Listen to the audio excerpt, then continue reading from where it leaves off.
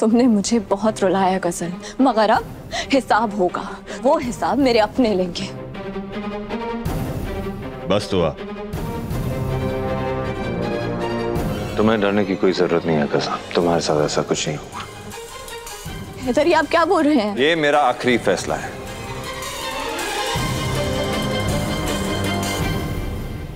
अरे जो लड़की सर से पांव तक नफरत से भरी हो, दूसरों को जलाना, उनका हक मारना, ये सब उसे आता हो, उसकी जबान से जब मोहब्बत जैसा पाक लफ्ज निकलता है ना, तो गाली मालूम होता है। तुम क्या जानो मोहब्बत क्या होती है?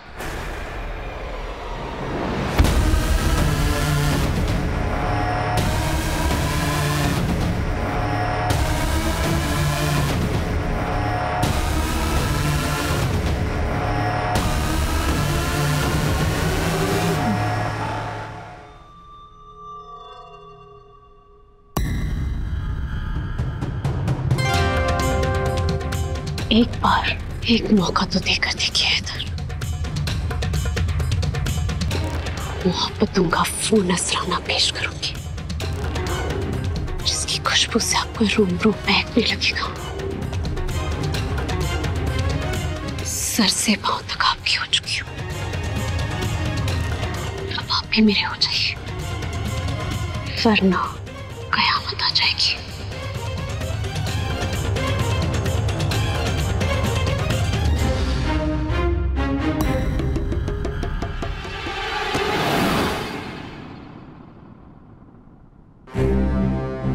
ये जो जुर्रत करने की हिमाकत तुमने की है ना, ये तुम्हारी जिंदगी की सबसे बड़ी गलती है।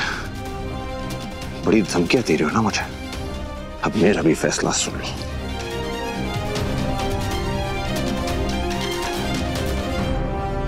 अब मैं तुम्हें तलाक देकर रहूंगा। तो फिर मेरा फैसला भी सुन लीजिए।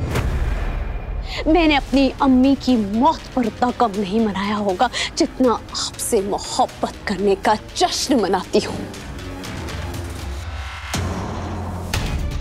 अब सिर्फ मेरी ख्वाहिश नहीं, मेरी जिद, मेरी मोहब्बत, मेरा जुनून, इश्क मेरा सब कुछ है।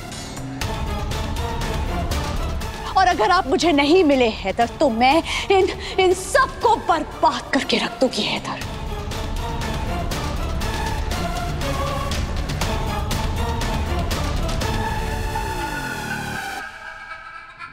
ये घर घर नहीं रहेगा। मैं आपके लिए कुछ भी कर सकती हूँ, कुछ भी कर सकती हूँ हैदर। इसीलिए मुझे इस घर से बाहर निकालने की जिद छोड़ दीजिए, क्योंकि मैं यहाँ से कहीं नहीं जाने वाली, कहीं नहीं।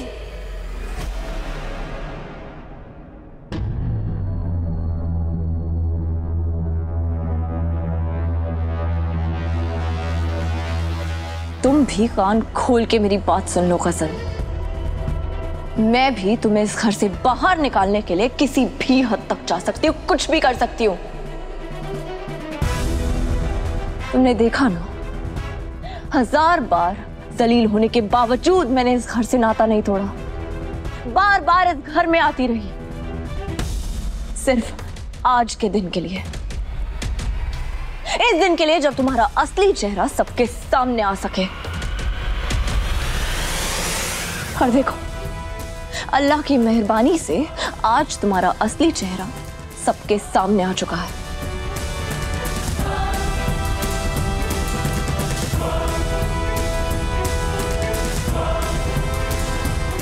इसीलिए बेहतर यही होगा कि तुम शराफत से इस घर से चली जाओ और कानूनी तौर पे हैदर से तलाक ले लो, क्योंकि मैं तुम्हें इस घर में नहीं रहने दूंगी। ठीक है, बहुत खूब, बहुत खूब। मैं भी कानून का सहारा लूंगी और हैदर को जेल की चक्की पिसवा के ही दम दूंगी। इन्होंने मुझ पर हाथ उठाया, मुझे जान से मारने की धमकी दी है, और इन्होंने नहीं, तुम सबने मेरी जिंदगी बर्बाद कर दी। मैं तुम सबको नहीं छोड़ूंगी, तुम सबको जेल भिजवाऊंगी, तुम सब। उसने मुझे गलत तरीके से छूने की कोशिश की, इसने मेरी इज्जत लूटने की कोशिश की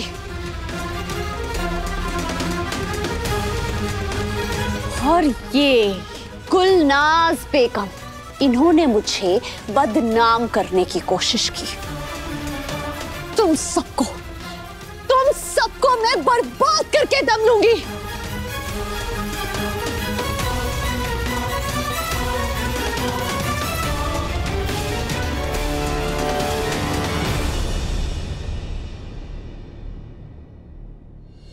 पुलिस को फोन करोगे? लो, डायल करो।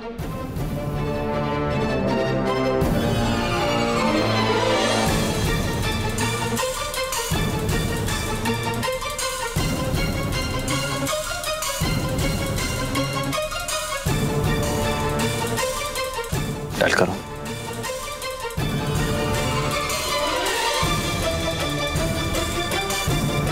क्या हुआ? मैं डायल करता हूं।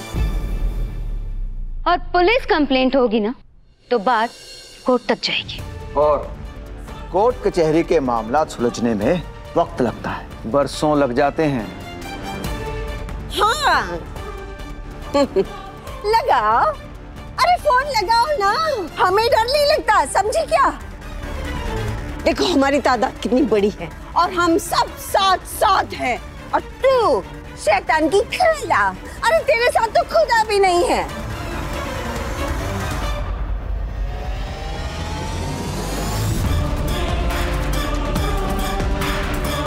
और तू जरा सोच, कोर्ट कचहरी का फैसला आने तक तेरा हश्र क्या होगा? फैसला तो बाद में होगा अम्मी, उससे पहले इस पे एक मुसीबत टूटेगी। कैसी मुसीबत? दर दर भटकने की मुसीबत। हैदर तो तुझे तलाक दे ही देगा, उसके बाद हम सारे मिलकर तुझे धक्के मार के इस घर से निकाल देंगे। अरे तेरा खानदानी घर तो पहले ही जलजले में बर्बाद हो चुका है, तबाह हो चुका है, तो कहां जाएगी, कहां रहेगी, सोचा है तूने बेवकूफ? फुटपाथ पे या फिर दिल्ली की सड़कों पर बैठकर ये भीख मांगेगी। किराए पे इसको कोई मकान देगा नहीं, क्योंकि हम हर तरफ पोस्टर लगवा देंगे कि गजल धोखेबाज है। और चलो, अगर इसे किराए का मकान मिल भी गया तो ये पैसे कहां से लाएगी? इसमें तो भाभी की तरह काबिलियत भी नहीं है कि ये पैसे कमा सके। पर भाई, इसको नूडल्स तो बनाने आते हैं। हाँ, और वो भी मिट्टी के तेल में बना हुआ।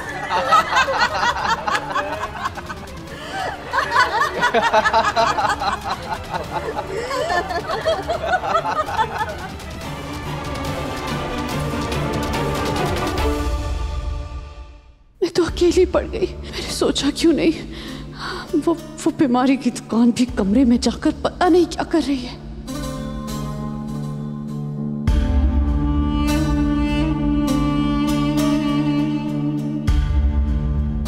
मुझे लगता है कि इसकी मरम्मत मेरे हाथों लिखी हुई है। लगाऊं? दूर हो जाइए मुझसे, दूर हटिए। मैंने कहा दूर हटिए, मैं कह रही हूँ दूर। हाँ।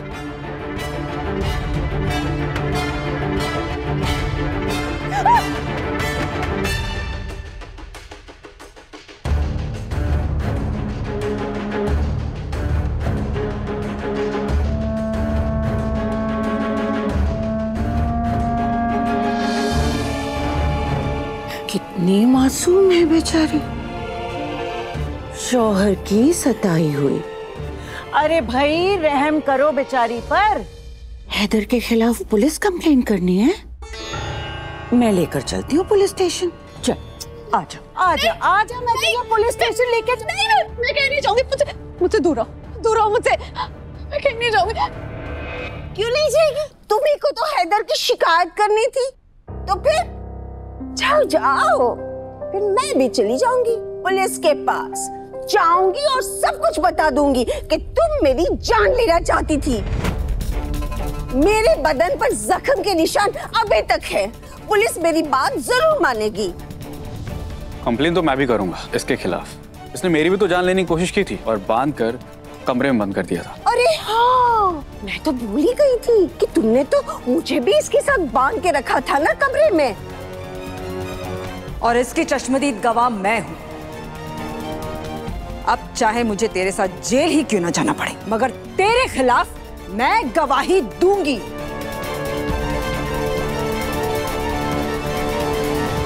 जेल तो ये जाएगी ना अम्मी? आप क्यों जेल जाएंगी? क्योंकि इसकी हकीकत मैं जानती थी नूर। फिर भी मैं चुप रही, फिर भी मैंने इसका साथ दिया। मगर अब नहीं, अब मुझे अपनी परवाह नहीं है। अब मैं अपनी एक एक गलती की सजा भुगतने के लिए तैयार हूं।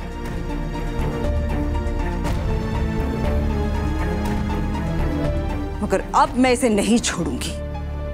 मैं इसके खिलाफ गवाही दूंगी। आप क्यों सलाखों के पीछे जाएंगी अम्मी?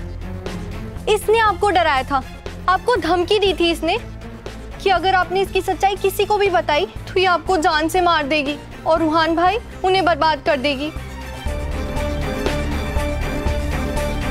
आपने तो इसका डर के मारे साथ दिया था ना अम्मी, तो आपको पुलिस क्यों लेके जाएगी? मैंने कुछ नहीं किया, ये सब झूठ है। मैंने कुछ नहीं किया। साबित कैसे करोगी? जो औरत जुर्म कर सकती है वो किसी को धमका भी तो सकती है ना। अगर तुम्हें जेल भिजवाने के लिए या सजा दिलवाने के लिए हम सबको झूठ बोलना भी पड़ा तो हमें से कोई पीछे भी नहीं हटेगा। और मैं तो ऐसे ऐसे झूठ बोलूंगी कि जज साहब भी हैरान हो जाएंगे। जितने झूठ इसने मुझे सिखाए ना आज तक, वो सारे झूठ मैं इसी के खिलाफ इस्तेमाल करूंगी। निकल ले बेटा इजाज यहाँ से, नहीं तो गेहूं के साथ ये हैदराबादी घुन भी बीत जाएगा। गजल के चक्कर में तू भी लपेटे में आ जाएगा। निकल ले यहाँ से।